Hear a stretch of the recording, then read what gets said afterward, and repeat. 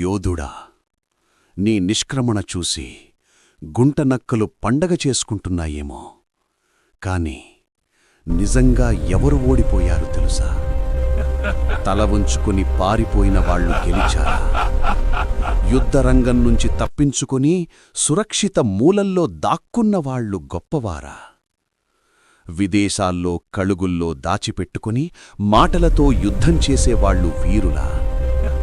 కాదు మిత్రమా, వీరుడు అంటే చివరి శ్వాస వరకు నిలబడేవాడు, బలమైన శత్రువును చూసి వెనక్కి తగ్గనివాడు, భయం తెలిసినా భయాన్ని జయించి ముందుకు నడిచేవాడు. బ్రతికినంతకాలం బలమైన శత్రువుతో పోరాడుతూ యుద్ధరంగంలోనే సవాల్ విసురుతూ బ్రతకటం, అదే అసలైన జీవితం.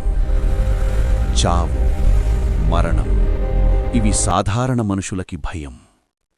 కాని ప్రతిరోజూ చావు వెంటాడుతున్నా చావునే వెంటాడే ధైర్యం ఉన్నవాడే యోధుడు.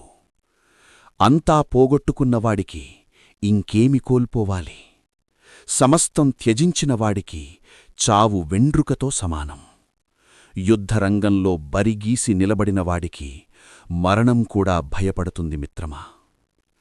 నువ్వు నమ్మిన సిద్ధాంతం కోసం నిలబడ్డావు, నువ్వు నమ్మిన ఖురాన్ విలువల కోసం నిలిచావు. ఏడ్చేవాళ్లవైపు నిలబడాలని నమ్మి అన్యాయానికి వ్యతిరేకంగా నిలబడి నీ జీవితాన్నే అర్పించావు.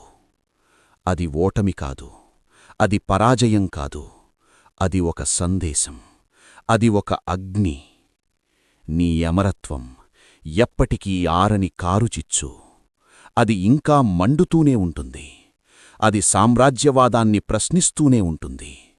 అది అన్యాయాన్ని దహిస్తూనే ఉంటుంది. జోహార్ యోధుడా, నీ త్యాగానికి జోహార్, నీ ధైర్యానికి జోహార్, నీ ఆత్మగౌరవానికి జోహార్.